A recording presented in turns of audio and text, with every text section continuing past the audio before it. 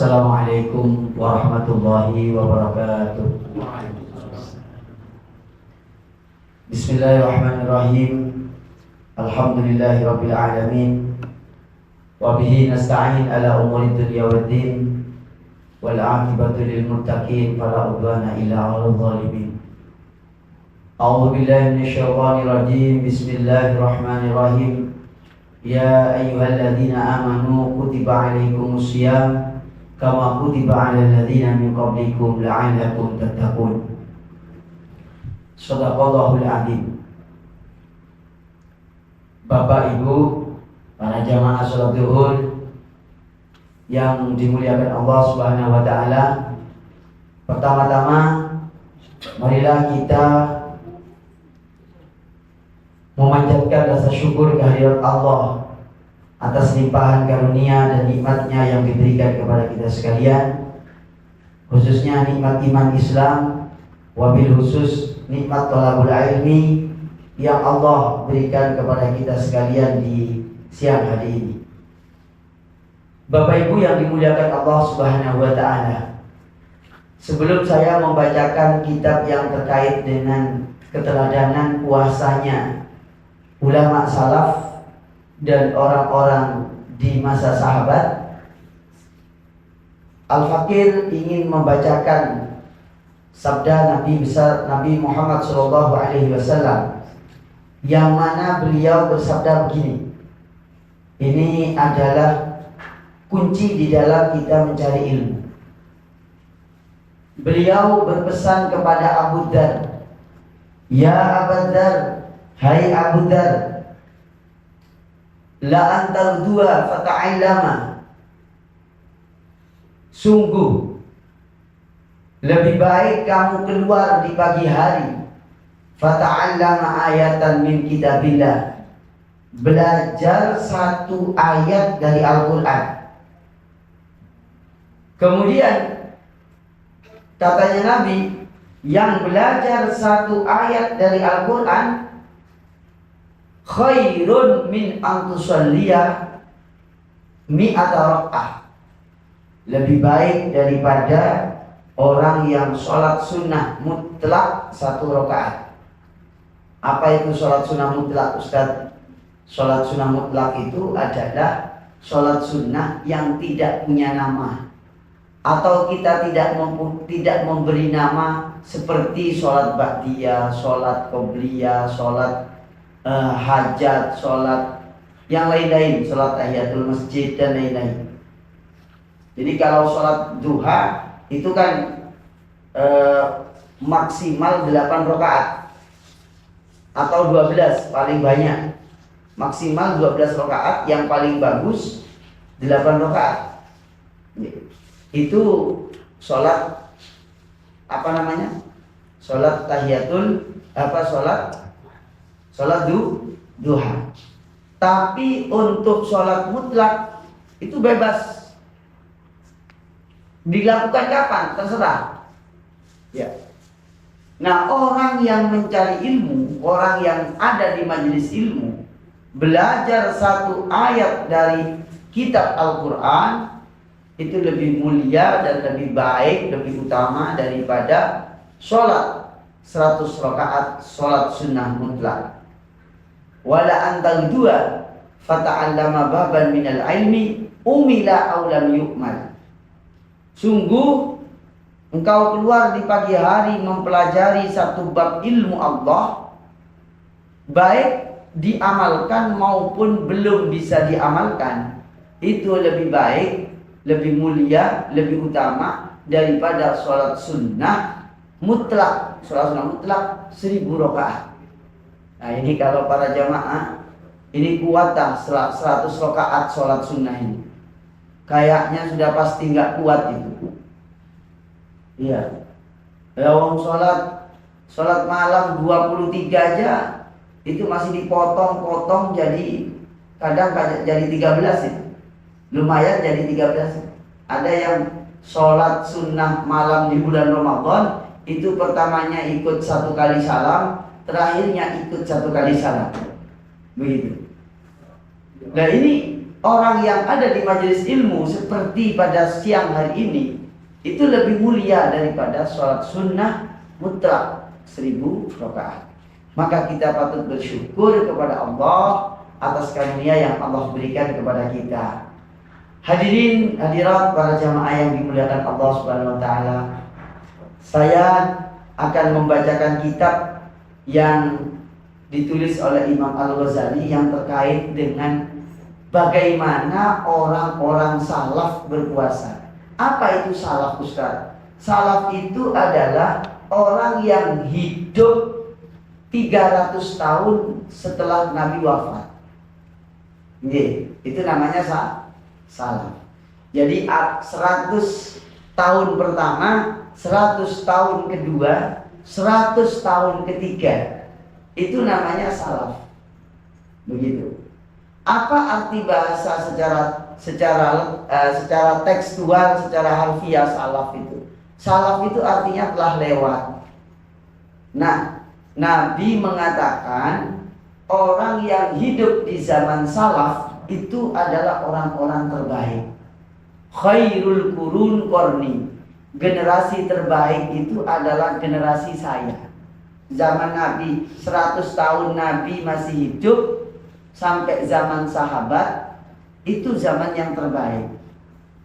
Lalu summal ladina yalunahum, kemudian 100 tahun berikutnya, yaitu masa sahabat.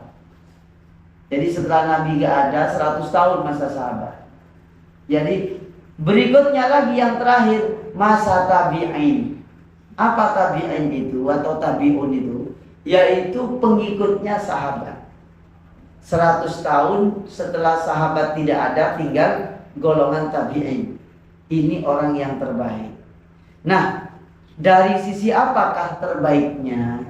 Bukan dari sisi ilmu pengetahuan dan teknologi, tapi dari sisi orang-orang salaf ini ketaatannya kepada Allah dan kecintaannya, keimanannya kepada Allah dan Rasulullah Sallallahu Alaihi Wasallam. Disitulah yang paling baik mereka itu. Dari mana Ustadz kita tahu? Nah, tak beritahu nih contohnya. Ulama salaf, orang-orang salaf. Misalnya Abdullah bin Mas'ud, kalau bulan Ramadan itu 3 hari sekali hatam Quran. Ini karena bulan Ramadan ini bulan mudarasatul Quran, bulan baca Quran dan bulan deres Al-Quran. Kalau saya dan panjenengan mau niru orang salaf berpuasa, maka di bulan Ramadan ini 3 hari hatam Quran. Berarti satu harinya berapa? 10 juz. Satu hari 10 juz. Ini kalau ibu-ibu ini ada yang ngaji nggak ya di belakang? Ada ya? Nah, ibu-ibu ini berapa juz ini sehari kira-kira? Dan bapak-bapak ini 3 juz ya? Jus apukat, jus apel, sama jus melon. Ini Abdullah bin Mas'ud. Kalau di luar Ramadan per Jumat hatam Quran. Abdullah bin Mas'ud. Imamuna Asy-Syafi'i radhiyallahu anhu, bulan Ramadan 1 bulan sittina khatmatan. Imam Syafi'i itu kalau bulan Ramadan 1 bulan 60 kali hatam Quran. Di mana keterangannya Ustaz? Di kitab Ihya tentang biografinya Imam Asy-Syafi'i. Di sini dikatakan, qala Rabi' kana Asy-Syafi'i rahimahullahu taala yakhtimul Quran fi Ramadan 60 marratan. Imam Asy-Syafi'i hatam Al-Quran di bulan Ramadan 60 kali. Kullu dzalika fis shalat. Semuanya itu dibaca di dalam sholat sunnah dan sholat fardu, nyambung. Berarti kalau 60 kali hatam Quran 1 bulan, sehari hatam, semalam hatam. Berarti Imam Syafi'i itu nggak sempat baca WA, nggak sempat baca WA. Ini di kitab Ihya diterangkan begini. Subhanallah, kalau kita ini berpuasanya menyambut Ramadan seperti itu, waduh, kayaknya surganya terdepan. Bukan Yamaha yang terdepan, tapi surganya terbayangkan. Apa itu, mulut itu basah dengan bacaan Al-Quran. Muridnya Imam Syafi'i, Imam Al-Buaiti, itu kalau Ramadan hatam Quran. Wa kana Al-Buaitiyu ahadu ashabihi yakhtimul Qur'ana fi Ramadan fi kulli yaumin marratan. Muridnya Imam Asy-Syafi'i, yaitu Imam Al-Buaiti, itu hatam Quran kalau Ramadan sebanyak 1 kali. Berarti 30 hari hatam 30 kali Quran. Ya Allah subhanallah. Nah, sekarang pertanyaannya, kenapa orang salaf itu bisa hatam Quran berkali-kali kalau bulan Ramadan? Ibnu Mas'ud saja, sahabat Nabi Abdullah bin Mas'ud, itu kalau di luar Ramadan setiap Kamis hatam Quran, Kamis hatam Quran, Kamis hatam Quran, Kamis hatam Quran. Doanya mandi, Pak. Mandi. Doanya ini mustajab. Sebagaimana dalam makalah bahwasanya setiap kali orang hatam Quran, doanya oleh Allah dikabulkan. Maka kita hati-hati kalau jangan sampai berbuat salah kepada, dolim kepada orang yang ahli Quran. Takutnya keceplosan ngomong. Ya, keceplosan. Misalnya Mas Satria ini misalnya ngelama ke saya misalnya ya. Saya ngomong keceplosan, takutnya langsung nah misalnya ya. Ini bahaya. Kenapa? Dakwatu qari'il Quran, doanya orang yang ahli membaca Quran mustajabah. Begitu. Nah, rahasianya kita perlu tahu rahasianya. Kenapa orang-orang salaf itu, orang-orang yang hidup di abad 100 pertama, 100 kedua, yang Imam Asy-Syafi'i itu 100 ketiga. Ya, 100 ketiga. Antara 100 kedua terakhir dan 100 ketiga awal, separuh. Nah, beliau kenapa kok bisa hatam Quran dalam jumlah yang sangat banyak, kayak sudah nggak seneng yang lain kecuali baca Quran. Katanya Sayyidina Utsman bin Affan, diriwayatkan Sayyidina Utsman bin Affan itu presiden yang sudah menguat, yang menjadi pemimpinnya Madinah, Mekah sampai ke Yaman dan Mesir, kekuasaannya umat Islam di zaman itu. Saat Sayyidina Utsman menjadi khalifah, per 3 hari hatam Quran. Jadi Sayyidina Utsman itu per 3 hari hatam. Sayyidina Utsman itulah yang panjenengan enut, yang panjenengan ikuti dalam mushaf Quran itu. Maka Quran kalau dibaca di depan Rasul Utsmani, tulisan Sayyidina Utsman, karena Quran itu ditasheh di zamannya Sayyidina Utsman, dibukukan resmi seperti sekarang ada 30 juz, itu adalah zamannya Sayyidina Utsman. Beliau memberikan tips agar orang bisa baca Quran. Karena Ramadan itu puasanya orang salaf itu dan para sahabat itu dengan membaca Al-Quran. Begitu, dengan banyak membaca Al-Quran. Rahasianya katanya Sayyidina Utsman, lau toharat qulubuna, andaikan hati kita ini bersih, lama syabi'at min kalamillah, tidak akan pernah puas-puas membaca Al-Quran. Wa kaifa yashba'u al-muhibbu min kalami mahbubihi. Bagaimana mungkin orang yang sudah cinta kepada Allah puas membacakan ucapan-ucapan zat yang dicintainya. Nah, pertanyaan ini terjawab pada akhirnya. Kalau kita ini males baca Quran, gitu, saya dan bukan hanya panjenengan yang baca Quran males itu, saya juga males. Itu pertanda hati kita ini masih belum bersih. Kira-kira begitu, belum bersih. masih ada kerakusan, ada kesombongan, ada sifat ngeremehno, hasud, dengki, karuan, masih ada di hati kita. Susah itu bisa dekat dengan Al-Quran. Apa indikatornya? Indikatornya adalah baca Quran dapat setengah lembar, sudah gini-gini. Iya. Ini indikator gak nikmat baca Quran. Baru setengah lembar. Satu lembar ngiler wis. Indikatornya apa? Yang kedua, kalau pegang Quran ngantuk. Kalau buka WhatsApp ngantuk, bisa jadi hilang begitu. Ini pertanda iman kita ini perlu ditambah kualitas bersihnya iman kita kepada Allah Subhanahu wa taala.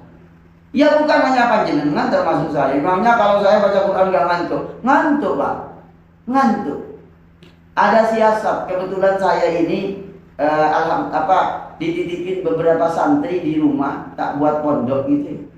Ternyata kalau baca Quran sendirian cepet ngantuk. Tapi kalau bareng-bareng itu gak ngantuk. Ya, kalau masih bareng-bareng ngantuk, ya itu keterlaluan lah ya. Udah bareng-bareng kok masih gini-gini baca Quran gitu ya. Maka ada istilah deres Quran bareng itu biar gak ngantuk. Begitu. Nah ini tentang cara berpuasanya, mengisi hari-hari puasa orang-orang salaf di zaman sahabat dan di zaman tabi'in dan tabi'in alias di zaman salaf. Itu kesibukannya hanya Al-Quran, yaitu baca Al-Quran. Ini di kitab Ihya juz 1 halaman 70 diterangkan, wa kana syughlus sahabati wat tabi'in radhiyallahu anhum fi khamsati asya'a.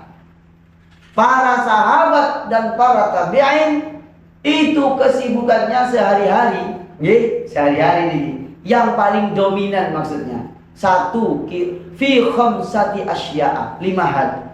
Yang pertama qiraatul Quran, baca Al-Quran. Jadi kegiatannya para sahabat dan tabi'in ini yang paling dominan, bukan berarti gak kerja, bukan ya. Yang paling dominan yaitu qiraatul Quran. Yang kedua, imaratul masajid, meramaikan masjid. Nah sekarang ini masjidnya yang ramai, artinya banyak, tapi isinya sepi. Nah saya imam tarawih itu kalau sudah pulang, yang bertarawih itu 4 shaf. 4 shaf. Yang tertinggal baca Quran 3 orang. Takmir, tukang adzan, dan tukang sapu. Enggak betul ini. Kemarin aja 3 hari yang lalu, ini yang ngaji Quran setelah tarawih itu cuma 3 orang. Itu pun berdua begini, adep-adepan, semak-semakan. Tinggal 2 orang. Oh, berarti memang orang yang ahli Quran di akhir zaman sudah nggak ada. Dan yang mau memakmurkan masjid itu terbatas. Terbatas banget. Yang memakmurkan musala gini aja loh, berapa orang. Tapi ini memang fitrahnya kehidupan begitu. Ya, jadi fitrahnya memang begitu. Yang menuju ke surganya Allah itu sedikit. Ya, bukan berarti yang lain tidak masuk surga, bukan. Yang betul-betul memilih itu loh, sedikit sekali.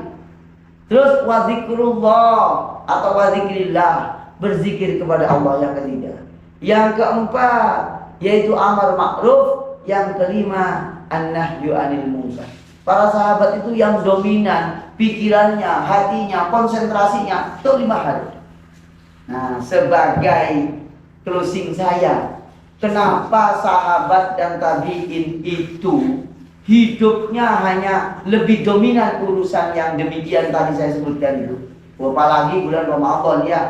Katanya sahabat Anas di dalam kitab Lataiful Ma'arif, orang-orang salafus soleh kalau sudah masuk bulan Sya'ban, akhir-akhir Sya'ban, mau Ramadan, itu zakat emalnya dikeluarkan di bulan Sya'ban. Dan sampai toko-toko, warung-warung itu tidak terlalu lama untuk beroperasi. Iya, tidak terlalu lama beroperasi. Kenapa? Fokus baca Quran di bulan Ramadan, dimulai di bulan Sya'ban. Nah, sebagai penutup saya yang terakhir ini, kenapa kok mereka itu kok cinta banget beribadah kepada Allah, itu kok nyaman banget, nikmat banget.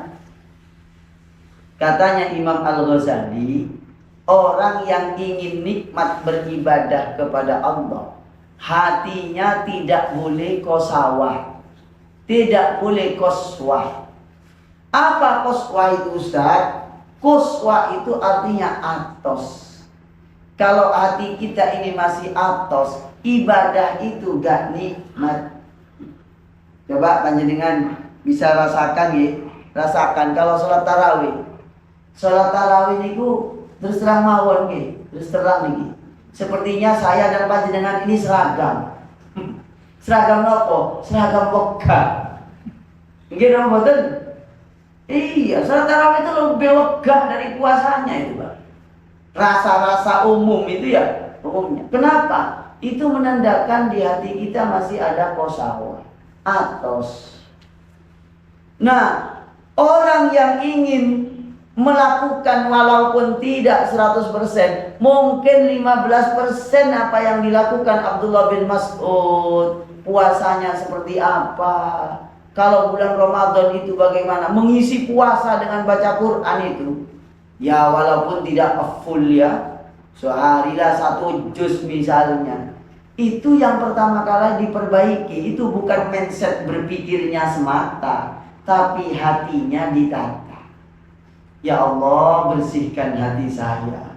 Tolonglah beri aku kekuatan untuk ngaji Quran dengan banyak di bulan Ramadan. Kenapa Ustaz? Iya, karena yang paling berarti pada akhir hidup kita, yang mana hidup kita cuma dibatasi antara 60 sampai 80 itu, tidak ada kecuali kita ini mempunyai iman yang dahsyat dan kualitas kuantitas ibadah yang hebat. Gitu. Lah mereka itu loh, para sahabat, kok sampai cintanya seperti itu kepada Quran, ibadahnya sedemikian rupa. Maaf, kalau para sahabat dan tabi'in itu sing dieling itu mati, Pak. Jadi mati itu selalu diingat oleh beliau-beliau itu. Dalam kehidupannya itu, urusan mati itu menjadi prioritas. Kenapa kok sampai sedemikian hebat mereka beribadah? Karena mereka itu ingat mati. Bahkan ada yang sampai membaca Al-Quran itu pingsan. Ini diterangkan di dalam kitab Ihya. Wa amma manu kila minal wujdi bil Quran anis sahaba radhiyallahu anhu wa tabi'in fa katsirun minhum man sa'iqa wa minhum man baka wa minhum man husya alaihi wa minhum man mata fi ghasyatihi. Jadi para sahabat dan tabi'in, ada sebagian mereka itu kalau sudah baca Quran, saking takutnya kepada Allah nanti ketika mati seperti apa, waduh, mereka ada yang sampai pingsan karena baca Al-Quran. Pingsan menikmati bacaan Al-Qurannya. Nah, para jamaah yang dimuliakan oleh Allah, insya Allah apabila kita ini memohon, meminta, ya Allah beri aku kekuatan, berikan hati yang lembut, bersihkan hati kami yang kotor dari sifat takabur, sombong, meremehkan, hasud, dengki, dendam. Kalau masih ada di hati kita, ini gak kuat beribadah kepada Allah. Kenapa? Innallaha thayyibun la yaqbalu illa thayyiban. Allah itu maha suci dan maha baik, tidak bisa ketemu, tidak bisa menerima sesuatu yang tidak baik, tidak bisa menerima sesuatu kecuali sesuatu yang baik-baik.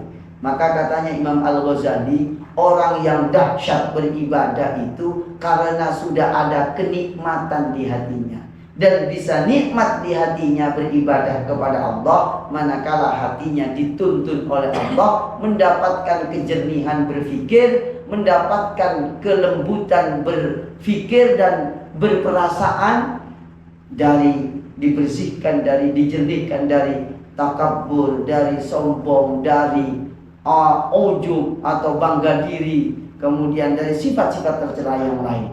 Insya Allah kita akan bisa menikmati ibadah itu. Kalau belum bisa menikmati, artinya maaf ya, ini contoh saya nggak menikmati. Terus terang saya ini masih belum bisa menikmati juga ini ya. Allahu Akbar. Jadi baca 10 ayat saja surah Al-Baqarah ini sudah beratnya bukan main. Ini pertanda kita belum nih. Tapi kalau Allahu Akbar tak terasa imamnya baca 10 ayat Al-Baqarah, ini berarti kita oleh Allah diberi karunia. Nah, yang paling bisa menikmati ini katanya Imam Al-Ghazali, menikmati ibadah, orang yang selalu ingat mati. Orang kalau sudah ingat mati, insya Allah, sebagaimana di dalam Al-Quran, yang orang-orang yang khusyuk beribadah, yaitu wa aqimus salata wa atuz zakata warka'u ma'ar raki'in atamuruna an-nasa bil birri wa tansawna anfusakum wa antum tatluna al-kitab afala ta'qilun wasta'inu bis sabri was salah wa innaha lakabiratun illa 'alal khashi'in. Sesungguhnya sholat itu berat. Minta tolonglah kepada Allah dengan sabar dan sholat. Sholat dan sabar digabung. Kenapa? Sabar dan sholat ini sama-sama persoalan batin yang sangat berat. Terus berat sholat itu illa 'alal khashiin, kecuali orang-orang yang khusyuk hatinya. Siapa itu? Alladzina yadhunnuna annahum mulaqu rabbihim wa annahum ilaihi raji'un. Yaitu mereka yang yakin di hatinya, saya ini besok ketemu Allah alias mati. Begitu. Pada saat itulah orang akan mendapatkan perlahan-lahan berangsur-angsur bisa khusyuk. Kenapa? Dia punya keyakinan dari sekian aktivitas yang paling bermakna manakala amalan itu diniati ibadah. Aduh Ustadz, saya ini kan pegawai pajak. Bagaimana mau sempat baca Quran? Pulang-pulang jam 4 sore wis kesel turu-turuan. Mari ngono mangan buka keakean.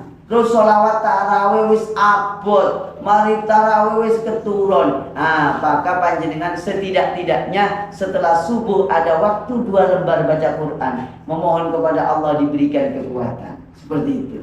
Dan diniatkan bekerja di sini sudah diniatkan untuk ibadah kepada Allah. Karena apa? Kita kerja untuk kebutuhan menafkahi keluarga, menafkahi orang tua, menafkahi anak, maka semuanya dicatat ibadah oleh Allah Subhanahu wa taala. Lebih-lebih ditambah baca Quran. Apalagi sekarang kan sudah didukung oleh teknologi. Di handphone kita sudah ada Quran. Sambil nganggur-nganggur, daripada ngegame kita baca Quran. Keren, HP-nya masuk surga karena diajak baca Quran. Tapi ternyata orang yang punya HP sudah tinggal di-download aja Quran di HP itu, tapi ternyata nggak pernah dibuka juga, gitu ya. Kenapa? Setannya itu lebih kuat daripada aplikasi Qurannya, begitu. Semoga ini bermanfaat, ya. Nah, sudah kurang lebih 25 menit. Ya. Ini kan kita baru ngambil satu sisi saja, bahwa kalau Ramadan ulama salaf berpuasanya itu bukan puasa main-main, diisi baca Quran sampai 1 hari hatam 2 kan, minimal 1 kan, 1 kali. Wah, ini kayaknya bukan panjenengan banget dan juga bukan saya banget, gitu ya. Gimana caranya? Setidaknya kita ada waktu untuk baca Quran. Insya Allah orang yang ahli Quran, katanya Nabi, ikra'u al-Quran fa innahu ya'ti yaumal qiyamah syafi'an li sahibihi. Orang yang ahli baca Quran di alam kubur, di hari kiamat, Qurannya akan menjadi teman. Gak wedi nang malaikat. Kenapa? Quran sudah mendarah daging di dalam dirinya. Bahkan orang yang istiqomah membaca surah Al-Mulk tiap malam, itu dibebaskan dari pertanyaan mungkar nakir di alam kubur. Padahal pertanyaan mungkar nakir ini diceritakan di kitab Sirajul Talibin, dikutip riwayatnya, malaikat mungkar nakir itu matanya sebesar wajan sego goreng gitu ya. Iya, itu segitu. Itu menakutkan. Saya dan panjenengan itu yang paling repot dan paling ruwet, katanya keterangan hadis. itu adalah masalah siksa kubur. Orang mati itu. Orang mati itu yang paling ruwet itu siksa kubur. Kenapa kok ruwet? Itu kan masih transit. Orang di kubur itu masih transit, Pak. Belum masuk akhirat nanti setelah kiamat. Maka orang yang man naja min adzabil qabri faqad anja. Maka dia lebih selamat ila ma ba'dahu, pada fase berikutnya. Nah, insya Allah yang ahli Quran itu, apalagi kita menyempatkan istiqomah tiap malam baca surah Al-Mulk, insya Allah orang yang dibebaskan dari siksa kubur. Nah, ceritanya itu panjang tentang surat Al-Mulk itu. Mungkin nanti kapan-kapan lah saya ceritakan. Itu di kitab tafsir Ibnu Katsir diterangkan. Enggak, apa ada pertanyaan tentang fikih puasa atau fikih Ramadan yang berhubungan dengan hukum keseharian berpuasa? Saya beri waktu 5 menit, setelah itu kita closing berdoa. Mungkin dimulai dari Mas Satria. Ada pertanyaan? Tadi saya sudah pesan, ada pertanyaan enggak? Biasanya kalau ada pertanyaan itu lebih asik, ada interaktif gitu ya. Gimana? Ada pertanyaan Mas Satria? Saat saya mau nanya tapi bukan fikih. Iya, apa? Kita tuh bisa nggak sih khusyuk kalau kita nggak tahu artinya, nggak tahu maknanya, baik sholat maupun baca Quran? Oh gitu ya. Bisa kah? Bisa. Tip yang pertama untuk bisa khusyuk memang kita paham apa yang kita baca. Ya. Dan yang berikutnya, katanya Imam Al-Ghazali di dalam bab khusyuk di kitab Ihya itu menerangkan, orang bisa khusyuk kalau hatinya itu tidak kecantol urusan dunia. Bukan berarti gak kerja ngurusin dunia, bukan. Kerja, tapi setelah sholat los hilang semuanya, gak dipikir. Itu baru bisa. Ini angel. Orang terkhusyuk konon, orang terkhusyuk setelah Nabi itu Sayyidina Ali. Iya. Jadi Sayyidina Ali itu sampai mabuk kalau sholat. Mabuk itu gimana? Dalam tanda petik, sholat itu Allahu Akbar, hilang semuanya kecuali hanya Allah Subhanahu wa ta'ala. Maka beliau konon suatu saat kena tombak, Sayyidina Ali itu minta cabut tombaknya, sholat dulu. Allah cabutkan saya sholat. Dalam keadaan sholat tidak terasa. Jadi sholat itu bisa jadi ekstasi menuju alam ruhani, bertemu Allah Subhanahu wa ta'ala. Dan ini tidak bisa dikasih pengajian 15 menit bisa khusyuk, itu tidak bisa. Wong saya aja loh Mas belum khusyuk. Contoh tadi di sholat saya, ini sholat Allahu Akbar. Ini udah kepikiran. Sudah ada pikiran setelah Allahu Akbar itu sudah ada pikiran. Ini nanti ada pembukaannya apa enggak ya? Apa langsung? Itu pikiran. Karena belum ada SOP-nya kan gitu ya. Ini saya mau ngisi materi begini ini ya. Itu sudah ada, apalagi panjenengan Allahu Akbar. Engkau ini orang buka bersama apa enggak? Itu sudah kemana-mana. Maka katanya keterangan di kitab Ihya itu, orang kalau belum bisa melepas pikiran dan hatinya dengan urusan yang berhubungan duniawinya, itu tidak bisa khusyuk totalitas itu. Nah, karena tidak bisa, khusyuk itu tidak menjadi rukun, tapi menjadi keutamaan di dalam sholat. Kenapa? Siapa yang bisa khusyuk sholat? Siapa? Ada, tapi mungkin ujung-ujungnya aja. Maka katanya ulama fikih, minimal orang itu khusyuk ketika takbir. Ketika Allahu Akbar, itu sudah tidak ada yang diingat kecuali hanya saya menghadap Allah. Mungkin saja besok ini saya mati. Ini adalah sholat yang terakhir. Begitu. Baru insya Allah khusyuk. Anteng dia. Anteng. Kalau sudah sholatnya baik, insya Allah semua urusan hidupnya Allah yang ngatur memperbaikinya. Kok urusan kita gak kunjung baik, itu sholatnya diperbaiki, itu sholatnya gak benar, gak diperbaiki. Kita loh, walaupun mau terburu-buru kayak apa sholat, gak akan mengubah nasib. Misal kita terburu-buru sholat, atau sholat gak usul sakarep-karepan ala kadarnya, itu tidak akan merubah urusan dunia kita. Percuma. Mending waktunya sholat kita fokus, waktunya beribadah kita fokus, dan perbanyak ngaji ilmu tentang ibadah sholat, tentang ibadah Quran, tentang ibadah puasa. Itu perbanyak. Biar apa? Biar kita ini bisa menikmati ibadah. Jangan nunggu tua sudah gak kuat sama sekali baru memperbaiki, susah. Tinggal penyesal. Apalagi kalau sudah tinggal gini-gini baru mau memperbaiki, gak bisa sudah. Nah, mumpung muda kayak Mas Satria ini, keren kalau sering ikut ngaji yang majelis ilmu langsung, lalu bertanya. Jadi bisa dengan cara menurut trik-trik dan ada di dalam kitab Ihya itu melepas syawagil, intinya ya. Artinya apa? Perkara sing ridoni, perkara-perkara yang mengganggu. Yang mengganggu itu banyak. Kalau Mas Satria sudah nikah belum? Nah, anaknya berapa? 3. Oh ya, berarti syawawilnya itu anak istri. Kalau apaan? Ya urusan mungkin minta ganti mobil, minta ganti motor, iya, minta renovasi rumah, minta ini dan itu bisa, ya itu potensinya di situ. Jadi walaupun tidak paham artinya, bisa asalkan tidak ada yang mengganggu di hatinya. Dan ini bab yang paling rumit. Maka orang yang khusyuk tadi di Quran adalah alladzina yadhunnuna annahum mulaqu rabbihim. Orang yang yakin saya ini loh mau mati. Lopo katene angel-angel ruwet-ruwet ngurusi teman-teman. Ya diurus sesuai kemampuan, pasrah selebihnya. Jadi tidak merasa memiliki, tidak merasa menguasai, tak merasa kekal abadi di dunia. Kalau sudah merasa kekal, itu ruwet-ruwet terus, tidak pernah selesai pikirannya. Boleh ngurus, boleh. Kata siapa kamu? Boleh ngurus ini, ngurus itu, tapi tidak ditempelkan di hati saat sama. Tidak ditempelkan di pikiran, baru bisa khusyuk. Jadi bab rumit tidak bisa diterangkan secara sederhana dan satu kali, tidak bisa. Mungkin perlahan-lahan belajar.